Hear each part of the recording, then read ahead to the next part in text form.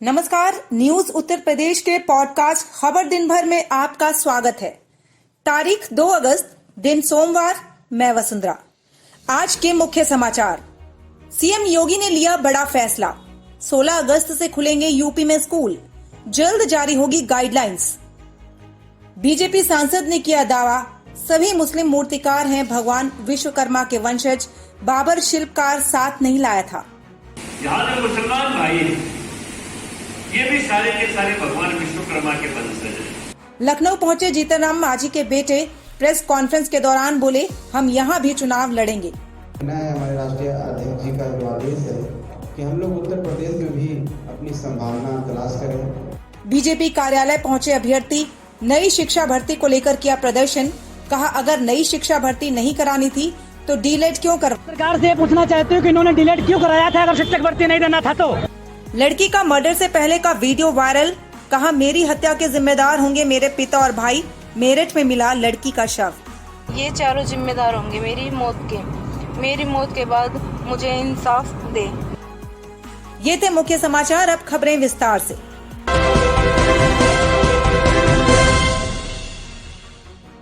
योगी सरकार ने सोमवार को बड़ा फैसला लेते हुए यूपी में 16 अगस्त से स्कूल खोलने का फैसला किया है। टीम 9 के साथ हुई बैठक में आज ये बड़ा फैसला लिया गया है, जिसमें कहा गया कि उत्तर प्रदेश में 50% उपस्थिति के साथ स्कूल खोले जाएंगे। स्कूल खोलने को लेकर लोक भवन में सीएम योगी के साथ शिक्षा विभाग के अधिकारियों के साथ बैठक हुई, जिसमें यह सुनिश्चित किया गया कि उत्तर प्रदेश में सभी स्कूल कोविड-19 प्रोटोकॉल के साथ खोले जाएंगे। छात्रों को सोशल डिस्टेंसिंग के साथ साथ मास्क पहनना जरूरी होगा। यूपी में छात्रों को स्कूल आने के लिए उनके अभिभावकों की लिखित सहमति जरूर देनी होगी। बिना सहमति पत्र स्कूल में प्रवेश नहीं दिया जाएगा। स्कूल खुलने को लेकर बच्चे भी काफी उत्साहित हैं। आइए जानते हैं ऐसे में बच्चों का क्या कुछ कहना है। कोरोना की वजह से हम लोग काफी दिनों से घर पे भी बैठे हुए थे, ऑनलाइन स्टडीज से भी बोर हो गए थे। हमें लग रहा था कि कब हम स्कूल जाएंगे, अब कब हम फ्रेंड से मिलेंगे, उनके साथ खेलेंगे। तो आज जब हम लोगों ने सुना कि सीएम योगी ने ये अनाउंस किया है कि 16 डेट से हमारे स्कूल खुल जाएंगे, तो हम लोगों को बहुत खुशी हो रही है। मेरे को बहुत ही ज्यादा खुशी। उत्तर प्रदेश में अगले साल विधानसभा चुनाव होने को हैं। विधानसभा चुनाव से पहले नेताओं के जनता के पास पहुंचने का दौर शुरू हो चुका है। इसी सिलसिले में उत्तर प्रदेश के मुजफ्फरनगर पहुंचे भाजपा से राज्यसभा सांसद रामचंद्र झांगड़ा ने कहा कि मुस्लिम मूर्तिकार भी भगवान विश्वकर्मा के वंशज हैं। बाबर अपने साथ शिल्पकार लेकर नहीं आया था। भाजपा के राज्यसभा सदस्य रामचंद्र झांगड़ा ने लोगों को संबोधित करते हुए कहा कि संसार में जो भी शिल्प कार्य करते हैं वो भगवान विश्वकर्मा के वंशज हैं। उत्तर प्रदेश में केवल हिंदू ही नहीं बल्कि मुस्लिम शिल्पकार भी काफी संख्या में हैं। बाबर अपने साथ शिल्पकार लेकर नहीं आया था क्योंकि वहाँ शिल्पकार हो ही नहीं सकते। हमारे विश्वकर्मा ठठेरे ताम्रकार वो भी सब विश्वकर्मा वंशी है। जो भी संसार में शिल्प करता है वो सारे विश्वकर्मा के वंशी है। और केवल हिंदू नहीं, उत्तर प्रदेश हमारे मुसलमान भाई से शिल्पकारों से भरा हुआ है। कोई बाबर अपने साथ शिल्पकार लेके नहीं आया था, वहां शिल्पकार हो ही नहीं सकता। इराक और ईरान की धरती के ऊपर पूरा यूएई में पूरा का पूरा बालू रेत के टिब्बे हैं। वहां पर घास तक पैदा नहीं होती, वृक्ष से फिर शिल्पकला कैसे पैदा हो? वृक्ष वहां नहीं, पहाड़ वहां है ही नहीं, पत्थर से शिल्पकला पैदा हो। खनिज वहां कोई निकलता ही नहीं, ना लोहा निकलता, ना तांबा निकलता, ना चांदी, ना सोना, कुछ नहीं निकलता। वहां तो गहराई पर जाओ तो तेल निकलता है, तेल से तो कोई शिल्पकला नहीं होती। इसलिए यहाँ जो मुसलमान भाई हैं ये भी सारे के सारे भगवान विश्वकर्मा के वंशज हैं। हुआ होगा कोई कारण जिनको धर्म परिवर्तन करना पड़ा। कुछ कारणों का भी मुझे अच्छी तरह से पता है, मैंने हिस्ट्री पढ़ी है, हिस्ट्री का विद्यार्थी रहा। बहुत सी बातें ऐसी होती हैं जो मन से कहने की नहीं होती, लेकिन इतनी बात है, जहां श्रम को सम्मान नहीं मिलता, मेहनत को सम्मान नहीं मिलता, पुरुषार्थ को सम्मान नहीं मिलता, तो आदमी प्रतिक्रिया स्वरूप उस धर्म को छोड़ देता है। और ये केवल इस्लामी शिल्पकारों ने नहीं किया, ये बाबा साहब भीमराव अम्बेडकर ने भी किया। उनको भी आखिरकार ये कहना पड़ा था कि मैं हिंदू पैदा जरूर हुआ हूं, लेकिन हिंदू के रूप में मरूंगा नहीं। क्यों? क्योंकि एक बैरिस्टर होते हुए, लॉ ग्रेजुएट होते हुए, बहुत बड़ा इकोनॉमिस्ट होते हुए, जो सम्मान समाज से मिलना था उनको नहीं मिला। और यही शायद मुसलमान शिल्पकारों के साथ रहा होगा कि समाज में उनको सम्मान नहीं मिला, तो प्रतिक्रिया स्वरूप उन्होंने धर्म का परिवर्तन कर दिया।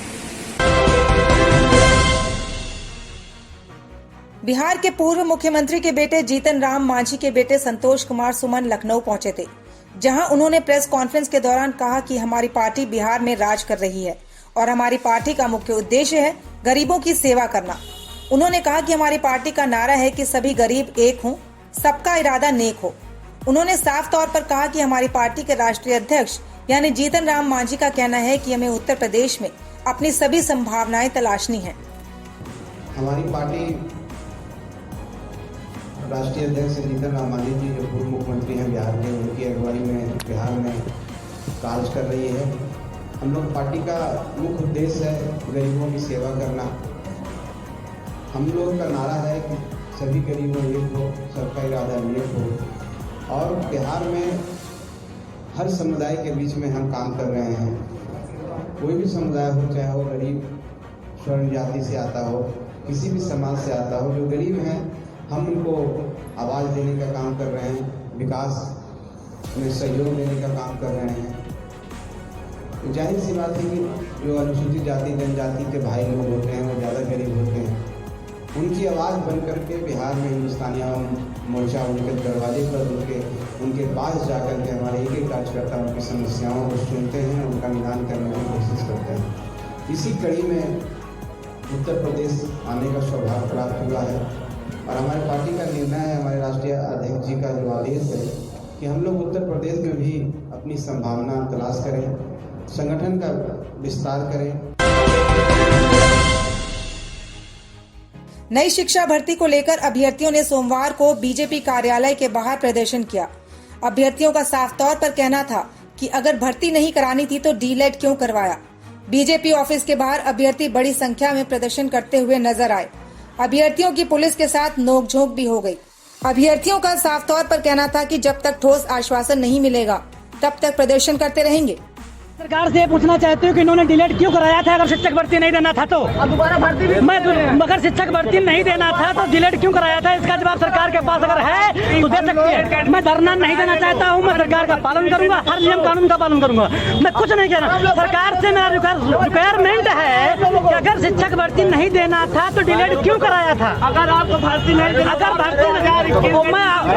अगर देना है तो डेट बता दीजिए, मैं सुल्तान चला जाऊंगा। मैं कुछ नहीं देना, मैं अपने नियम कानून हर चीज का पालन करूंगा। शिक्षा मित्रों को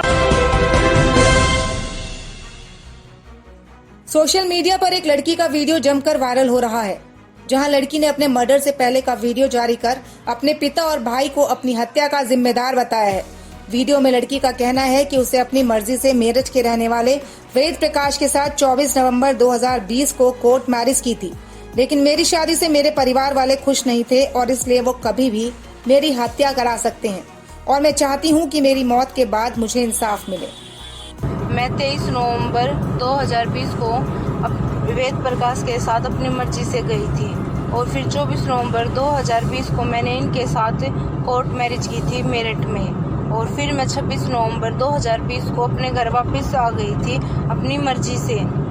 उसके बाद मैं अपने पापा के साथ रोहतक रहने लगी और फिर मैं रोहतक से 3 जून 2021 को वापस वेद प्रकाश के साथ अपनी मर्जी से आ गई। फिर उसके बाद मैंने मेरे पापा से बात की। उन्होंने मेरे से कहा कि बेटा मेरा मन नहीं लग रहा है, तू मेरे पास वापस आ जा। 7 जुलाई को मेरा जन्मदिन है।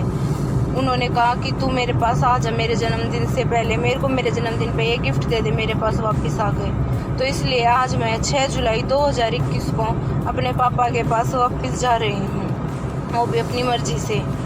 इस दौरान अगर मेरे साथ कुछ भी हो जाता मेरे पापा के जाने के पास, तो मेरी मौत का जिम्मेदार मेरे पापा, मेरे अंकल संदीप रसोई वाले, मेरे अंकल विकास सहरावत जो कि दरियापुर है, ये दोनों मेरे पापा के दोस्त हैं, और मेरा भाई राकेश मलिक जो मेरी बुआ का लड़का है। ये चारों जिम्मेदार होंगे मेरी मौत के।